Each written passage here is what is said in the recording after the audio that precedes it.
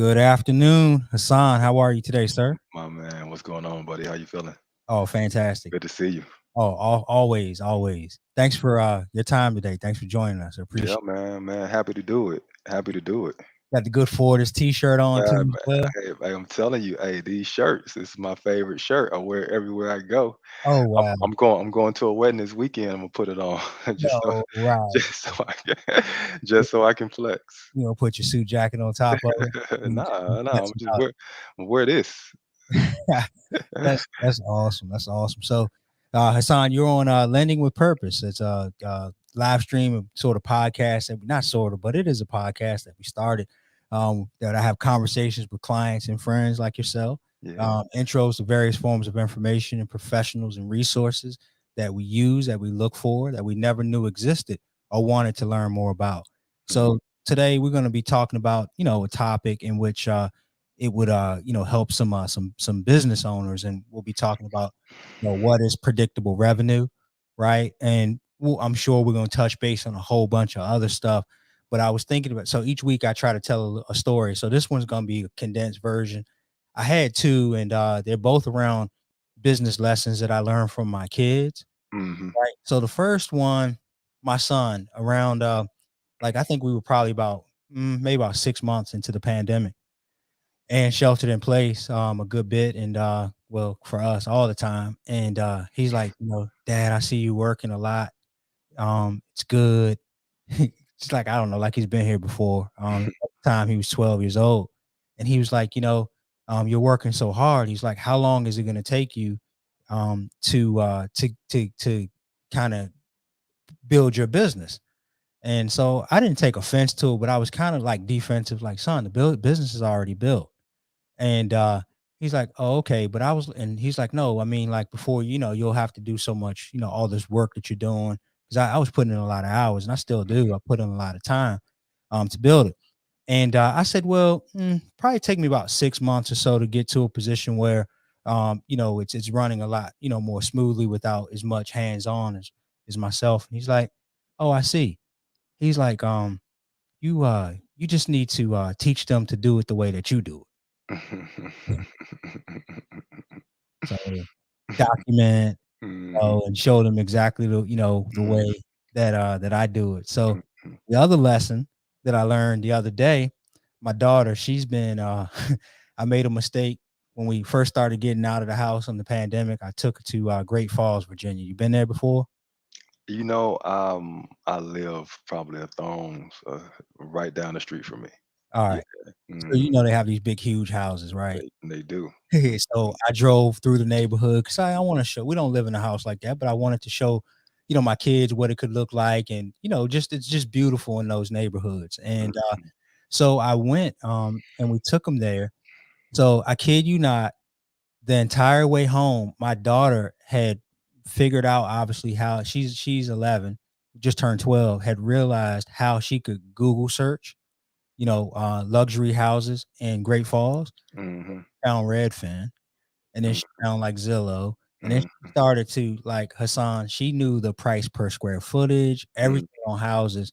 And then I think it was about 2 weeks ago, maybe last week, she said, "Hey Dad, if we buy a new house," 'cause she presses us about getting a new house because she wants her own wing, basically. And she said, "If we buy a new house, can our company, do you give discounts to family?" And I was like, "Well, I suppose, yeah, if we buy a house, I would hope that, because we're gonna shop around and try to get the best deal, so forth and so on." That's the language we use. And I would assume, she's like, "Well, I don't think that's a good business practice, because we shouldn't get a discount because you own the company. Is that really fair? Like, what about the other people that are also trying to buy houses that their families don't own companies and their families don't have friends that work in the industry? Is that really fair?" So I learned a fair housing. So I learned how to be a leader and operate the business and be efficient, right? Mhm. Back last year. And then a couple weeks ago, I learned a really good lesson from a 12-year-old on fair housing. So with all that said, man, can you tell us, Hassan Riggs, who you are and what you do? Yeah, so my name is Hassan Riggs. I'm the founder and CEO at Smart Alto. And ultimately, what we do is we filter, qualify, and set 15-minute phone appointments for real estate agents all around the US and Canada. So the way it works is when a home buyer, they go to Zillow, Redfin, Facebook, Realtor.com, Homes.com, and they say, I want to see that house and I want to talk to that agent. They put in their name, telephone number, and email address, and then they wait. And the reality is, more than 50% of the time, the real estate agent isn't going to get back to the home buyer. When they do get back to them, it's not within like 5 minutes or 10 minutes. It's most of the time within 48 hours. That's on average by the what the National Association of Realtors says. And so the reason they don't get back to these people is because they're busy reviewing contracts, showing homes, going on listing appointments, right? So instead of that information going to the realtor and kind of being off in ether, that information comes to us, and we have a team of people who ask that person questions. What's their budget? When are they looking to move? Are they working with a realtor right now? Do they have a lending professional? And then we'll schedule a 15-minute phone appointment between them and the real estate agent. So the agent can go focus on what they do best every day, focus on revenue producing activities that helps them put more money in the bank, focus on their clients they're working with. And we can focus on all the people who may potentially be clients with them, helping them ultimately build their business, get to that predictable revenue and scale. Got it. Thanks for that. Thanks for that. Mhm. You mind if I tell them that you're a new parent? It's too late now. Nah, My nah. dad. Yeah, yeah, Yeah, yeah, it's you probably yeah, I'm a new parent. There you go. It is out there. yeah, yeah. So, Yeah, how yeah. you doing? Okay with that, right? Man, you know what? It's been a whirlwind, man. It's been really fun. I'm learning a lot about myself. It's also great to see his personality just kind of evolve and take shape, and I'm taking it all in stride, man. I'm very grateful and privileged to be in the position that I'm in, and so I love it. I love it. I don't take it for granted at all.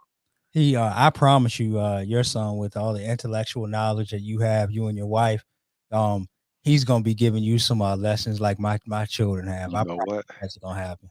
Hey, you know what? I look forward to it, man. They say a child shall lead them, a child shall teach them, right? And That's right. the thing about kids, man, they come out curious. They come out wanting to explore the world, learning, growing, evolving. And it's the adults, it's the parents, it's the school system that beats all the curiosity out of them. You know, so if you ever wonder, man, I wonder why my kid isn't interested in science. Nah, he interested in science. She's interested in science. It's just the way that it's taught, the way that we kind of parent at times kind of beats all the curiosity out of kids. But Neil deGrasse Tyson talks about that a lot. Kids come out curious, exploring, sticking their tongue out, putting stuff in their hand, trying to Mhm. learn to walk, trying to learn to talk. And so hopefully he gonna teach me some lessons here in the next couple years. I'm open to listen and learn. That's for Well, sure. so how to identify customers? Um, I don't know if he can help you with that. Not quite yet. But I know you're an expert at that, and so we're talking about the predictable piece of that. But like how do you see effective ways to identify customers?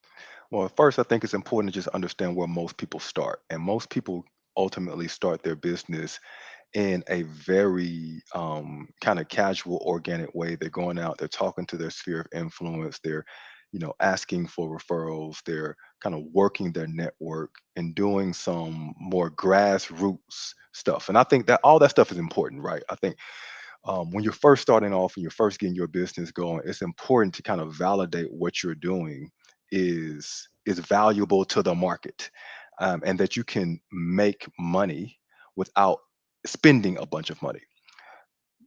The thing, however, though, is that when you start thinking about growing your business, when you start thinking about scaling your business, there's three things that you need. Number one, you need predictable revenue. Number two, you need bankable profit or at least cash flow, right? So your revenue is your top line. Your profit is ultimately what you take home, and then you need number three, transferable value. You need all three of those things ultimately in order to scale. And that transferable value, it means that when you step away from your company, does it still run? That's right. Because if you step away from your company and it doesn't run, then you have not built transferable value into your business, meaning that you don't know how. how value is created within your business, and other people can't then take all that knowledge that's supposed to be in your head and document it through value engines and standard operating procedures and playbooks. They can't then go run with it. And so if people can't do that, you don't have a sellable asset. What you have is a really low paying job because you're working all the time in order to do the work, and you can't kind of pass it off to other people. So when you think about those three things, it all starts with arguably the most important one, which is predictable revenue. So when I invest a dollar, how much am I getting back? That's right. Right. When I invest money into the business to get customers, ultimately, when you think about what a value, a growth engine tells you is how do you make customers happen? When I invest money into the business to get customers, if I invest $100, I know that I'm going to get 50 qualified leads. 30 of those people are going to turn into conversations.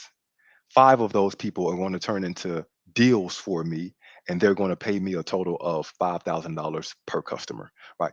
If you can't get to the point in your business where you can say a simple sentence that it costs me $500, $1,000, $1,500 in order to get a customer, and I know that for every $1 invested, I get $1.50 back, $2 back, $3 back, then you don't have predictability within your business. And if you don't have predictability within your business, you don't know how much money you're going to make. And if you don't know how much money you're going to make, it's really hard to have the confidence to invest more into your business because you don't know how much is coming back.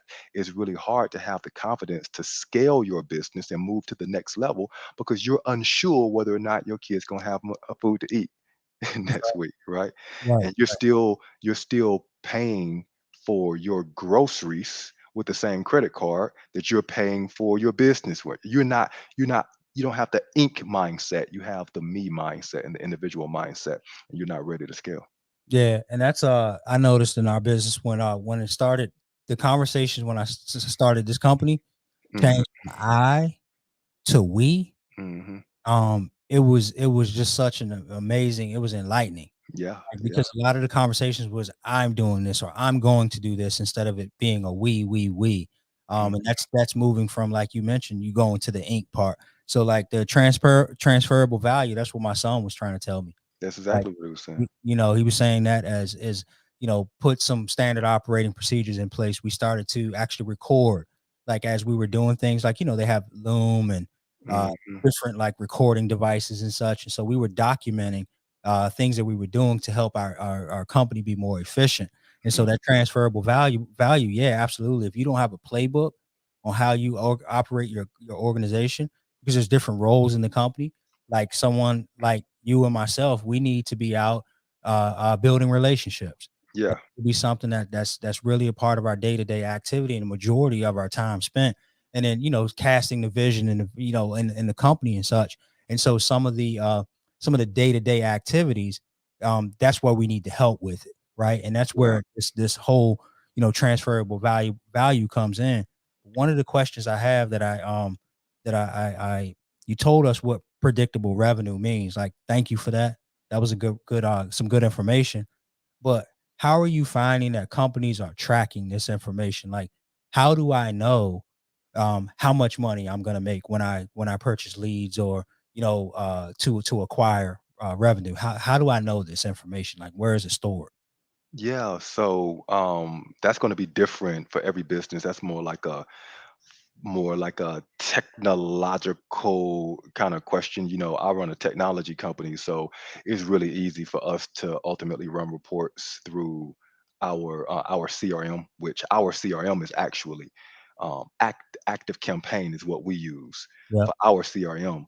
Now, most people think about that as an email system, but because we we market to people to capture their email address so that we can kind of start building a relationship with them all the way through the customer life cycle. So how do they become aware of us?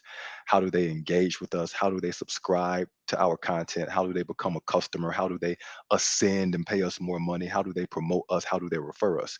We start that process that I just described right there at the awareness stage, and it all starts with capturing an email address, and we follow them through. So it's really easy for us through business analytics tools to ultimately run reports on that. So from a technological perspective, everyone may have kind of different systems set up, but at a higher level perspective, there are certain things you need to know about your business. What's your lifetime customer value over the time lifespan of you having this customer and this customer relationship?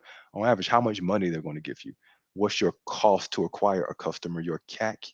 So if you don't, you gotta understand when, if you are marketing on Facebook, YouTube, Google search, when you invest money, how much money do you need to invest before one of those people become a customer? That's your cost to acquire a customer. And you need a really good 3-to-1 ratio between your lifetime value of a customer and your cost to acquire a customer, meaning that if you invest $100 to get a customer, you at least want them to pay you $300 over the lifetime of their business doing business with you, because now you've got a business that you know the economics of your business, and you can build something strong and valuable on.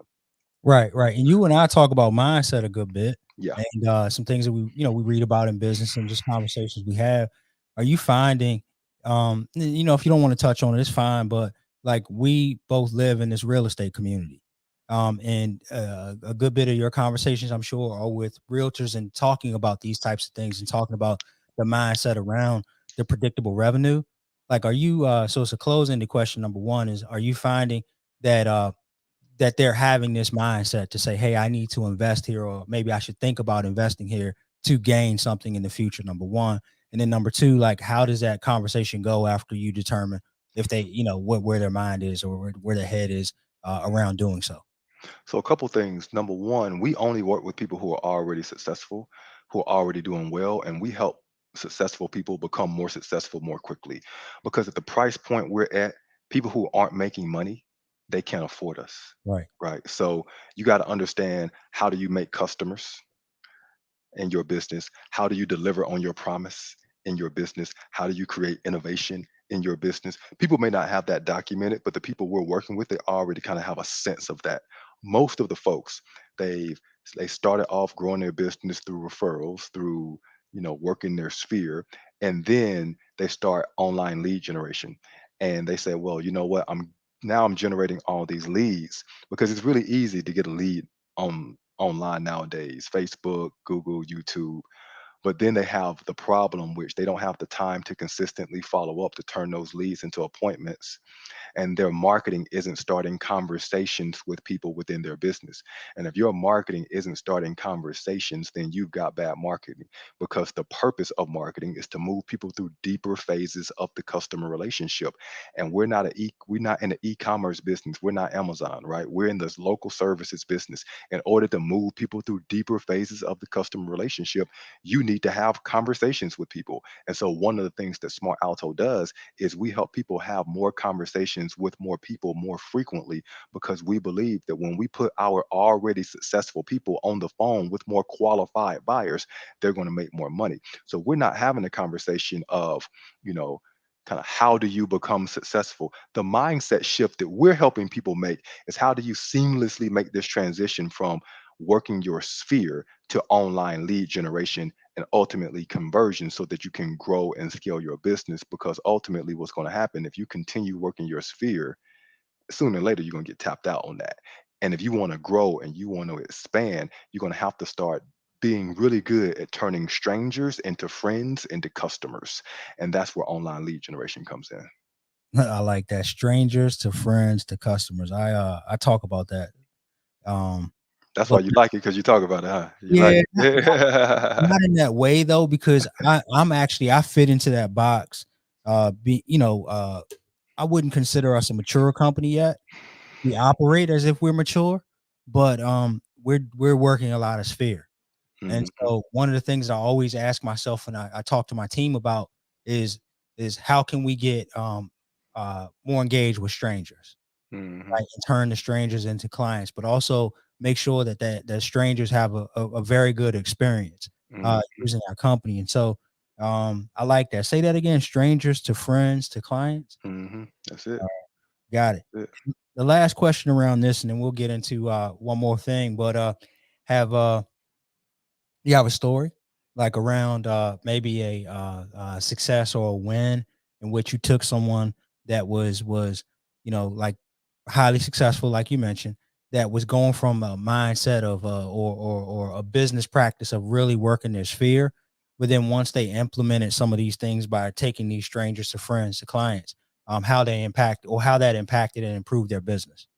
Yeah, we got a lot of we got a lot of customer success and stories on that, and kind of all of our website. But one person who kind of pops in and comes to mind is we help one of our clients, and this was maybe a year and a half, 2 years ago now, go from basically an events only business where she would go out and she would kind of hold these house buyer events, helping new couples buy homes, to, and it was only her, to switching her business. And that was like 100% of her revenue, right? Through events, to switching her business to be like 70% online, and ultimately um, growing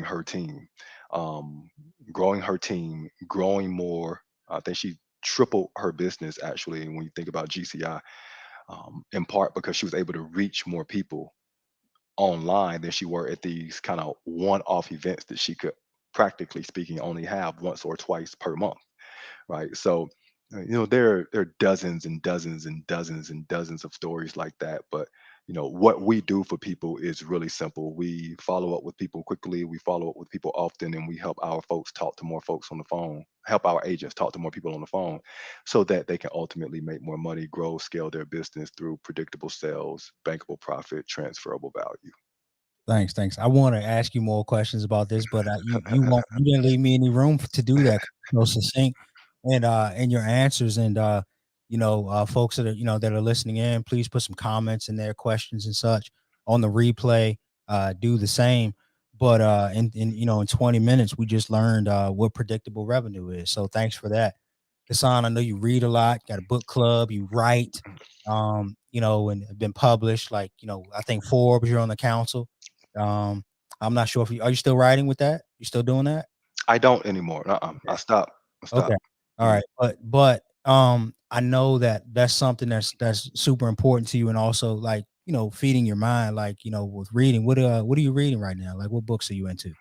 So I got a couple things, man. I keep on my desk right here now. So I'm in a book club. Been for the past 2.5, 3 years. So we read a book every month.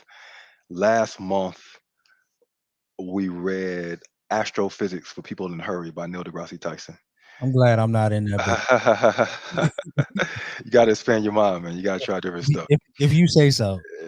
This month we're reading Winning by Tim Grover. So Tim was the trainer for Michael Jordan, Kobe Bryant, Dwayne Wade, Charles Barkley, ultimately people who have throughout their career won at a high level. And what he talks about is the process that it takes to win, the mindset shift that you need to make in order to really win in in competitive things in life, the sacrifices that some of these really top performers, type A personalities have made in order to reach where they are. So he's given us behind the scenes look at what it takes to get there, the cost they've had to pay.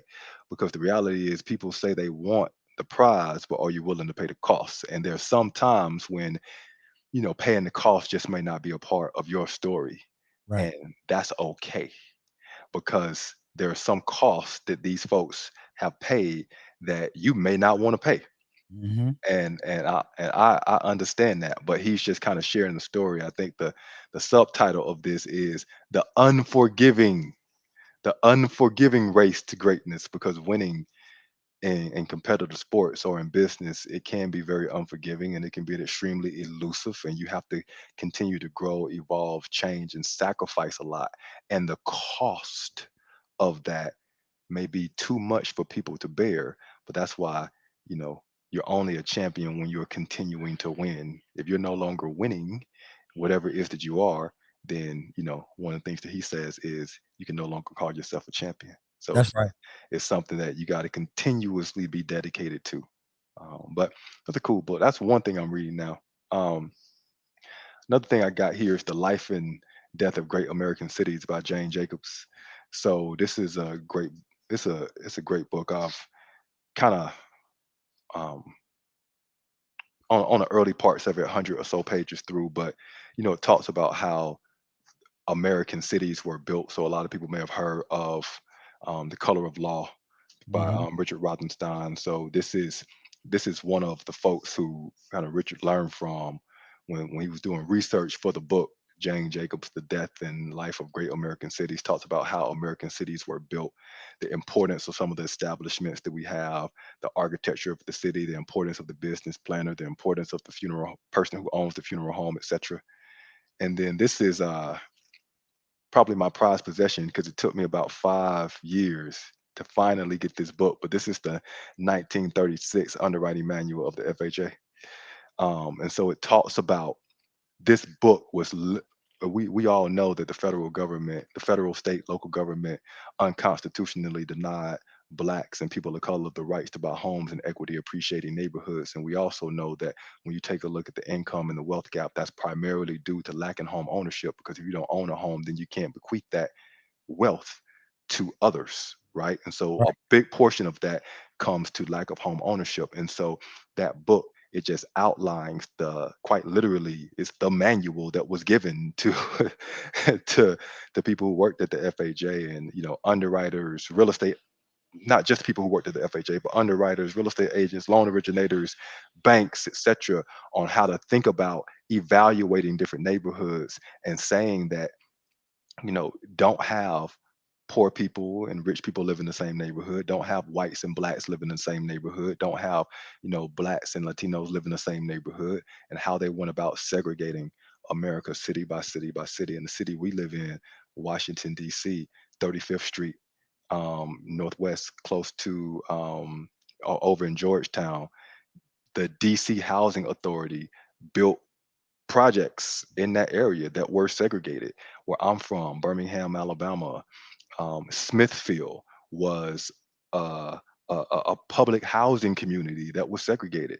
The first public housing community that was built by the PWA in 1937 in Atlanta, Techwood Homes, demolished a previously integrated area called the Flats and built separate public housing, one for blacks, one for whites. So that book was the linchpin of ultimately how all that got started, because it all came from the New Deal, Roosevelt's New Deal in 1930s, early 1930s. Yeah, yeah, I've read some excerpts from it, and I Yeah, cringed like reading it. Like, I just couldn't imagine like having that kind of language in any of the underwriting guidelines that we for have sure. today. But like yeah, it did set the tone and the standard for how things are now in regards to wealth. But it's yeah, I can't believe I was, sometimes when I read it, I don't have the book. One day I'm gonna get you, I'm gonna twist your arm and make a connection so that I can have that book. I would love to have it. I've been, ever since you told me you bought it, I had too much pride to ask you to turn me on because I want to try to find it myself because I know it took you so long to get it. But that is one that I would love to have on my shelf as well. So listen to this. This is from the manual. If a neighborhood is to retain stability, it's necessary that property shall continue to be occupied by the same social and racial classes. A change in social or racial occupancy generally leads to instability and a reduction in values. What are they saying? That if you got black people and white people living in the same neighborhood, it's bad for everybody. Right. That's what they're saying. This is this is a federal manual right here. This is not like, you can't make this up, man. Right. Like, that really happens. It's crazy. It's crazy Yeah. to think about. Yeah. Right. It surely is. No, thank you for that. That's good information. For sure. I really appreciate those three books that you recommended. Um, so we're gonna wrap up because your time is valuable. I know, and I know you have some things to do, and I won't hold you too much longer. But Hassan, I generally well, first and foremost, how can we connect with your company? Mm. We'll be sure to put it in the comments so that folks can connect So with. so I see a little thing over here that says comments. If I click on that and I start Yeah. tapping, Yep. You oh, can type it in. oh no, it goes away when I click it. I Yeah, got we have to. So if you tell us, we can get it oh typed in the chat right now. yes, smartalto.com. SMARTALTO.com. Smartalto.com. That's the website. Um, People can go to kind of check us out, see what we're about. Got you. But Yeah. yeah. All right. So smartalto.com. Please Yeah. connect. If you're in the real estate industry, if you're a realtor specifically that's performing at a high level and looking to take strangers to friends, from strangers to friends to clients, definitely reach out to Smart Alto. I So also got on Twitter recently, man. What's my Twitter account? I don't know. What is that? Let me see. I think it's at Hassan May Riggs, HassanMayriggs. That's my Twitter. I tweeted for the first time, like about 3 weeks ago, for the first time in probably, I don't know, like 5 years, 7 years, 10 years. I don't know. I haven't been on there, but I've been on there lately. I tweet once a week or so. that's because you're a tech CEO, man. You all, that's what y'all do. You have to tweet. Tweet. That's the passage. That's the rite of passage. You got to tweet. Yeah, yeah, you gotta tweet, whatever you call it. But that's the rite of passage. I've been like, I don't know, like just deciding not to do Twitter, like for whatever reason. Like I don't know why. I don't even have a reason why, but I think it's a really cool concept. But I've never tweeted mm, anything before, you and I t- have an account. you got an account. I do have an account, but I don't tweet. So I'm gonna start following you. So Hassan May Riggs. Yeah, that's it. Uh-huh. Yeah. You got a lot of good stuff to say, so I'm definitely gonna follow you. So here we go. Instead of an icebreaker, we're gonna close with this. I think you've heard me talk to people about this before, but uh, Hassan, you get one person, dead or alive, breakfast, lunch, coffee, dinner, email, a tweet, D. um, you get one question though. Who would it be, and what would you ask? I'll ask my grandma. Talk to my Okay. grandma. Okay. Um, the one question, well, the one question I never actually got, I never remembered to ask her. And by the way, my grandma, she passed away a couple years ago. Very dear person to me. But and we talked before she passed away. We talked a little bit about her childhood, but not enough. But I would ask her, what was the most meaningful thing that happened in her life? What would she say that is? Because when my grandma passed, originally, man, I was really, my first emotion was not sadness; it was anger because my grandma passed away and she didn't take care of herself. Mm, You know, she didn't take care of herself, and I felt like she had robbed us of a lot of years of all the people who loved and care about her and just wanted to be around her. But she didn't take care of herself and she passed away earlier than I believe she should have. And so I was originally mad. And then, as I kind of matured, I would just start being grateful for all the conversations and moments and things that we had and special experiences that we shared. But I think about my grandma a lot. I love her. And that's one of the things I would ask her. What was the most meaningful thing that she would say happened in her life? Because you got to think she grew up in a much different time, oh, yes. How and old was your grandmother when she passed away? she was 72. Oh, she's seen a lot. She's been through a Yeah, ton. seen a lot, And So, she went through that handbook oh yeah, for that we sure. That's a talked great about point. That's a during great those point. times. That's a great point. Yeah, definitely went through it. So, but she's somebody is close to me, and that would be what I would ask her. Got it. So I know you've been working on your you in good health anyway. Anybody that can look and see that you're in good health, but you're gonna get your six pack back and all that good stuff. And I'm like, better Yeah, you than yeah. me. But I am starting to obviously pay more attention to my health, because even during the time that I've been building this company, there's things that sometimes you feel are priority, Mhm. and things that are really priority that you let kind of slip away and you take for granted. Mhm. And so Mhm. I need you to hold me accountable for my health too as well. And so I was texting a couple guys today, and one mentioned I've started to realize your health isn't just about you; it's about those that need a healthy you around. Wow, ain't that what we were just talking? Oh, Wow, yeah, yeah. wow. And I know every night before I close my eyes, I'm like, thank you, God. We need me For to sure. wake up. Yeah, there you go. There you go.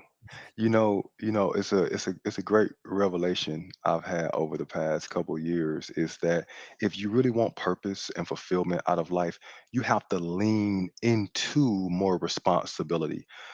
You can't lean away from it. You got to lean into more responsibility. And when you think about the people you admire in your life, whether it's a coach, a pastor, a leader, those people have leaned into responsibility.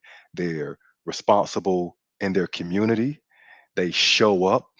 They make and keep promises. They are involved in they kids' life. They involved in this. They involved in that. People rely on them, right? They lean into responsibility, and so the more you do that, the more purpose you have because life is all about contribution and growth. And the wealthy people I know in life started off wanting money and ended up wanting to make an impact on the world and then realized that you don't need the former in order to have the latter. So they wasted a lot of time chasing money, but money is really unfulfilling. That's right. It really is. And the people who have it will tell you that. What's really fulfilling in life. That's why you can have people who are wealthy and be depressed, and you can have poor people be depressed, right?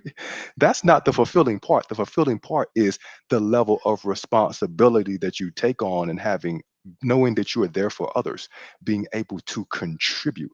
So I optimize for two things in my personal life. I'm not sharing with you what to do, but this is my life. It's not yours, it's my life. I optimize for growth and contribution. How can I continue to grow, learn, evolve, transcend? And then how can I contribute? How can I share? How can I give? Because the that real knowledge is that it's better to give than to receive. If you really internalize that and you believe it and you practice it, it becomes so obvious that it's true. It becomes so obvious. Story of my life. Yeah, once I learned that piece, everything changed for me. So Hmm. I got some really cool friends, guys. Like I love it. Like friends and clients. Really cool. And Hassan, this was amazing today. I appreciate you taking the time out of your day to do Yeah, so. man. You didn't have to do that for us, but like I say every week, if there's anything whatsoever that I can do to help anyone in this network here, it would be a shame for me to know someone like Hassan and keep them a secret and like not be able to get access to them in our network. And so there's anything that we can do to help, please let us know. Continue to remain as safe and as healthy as you possibly can. And we'll see you next week. Hassan, thanks again for your time, sir. I do appreciate the opportunity, man. No worries. Peace.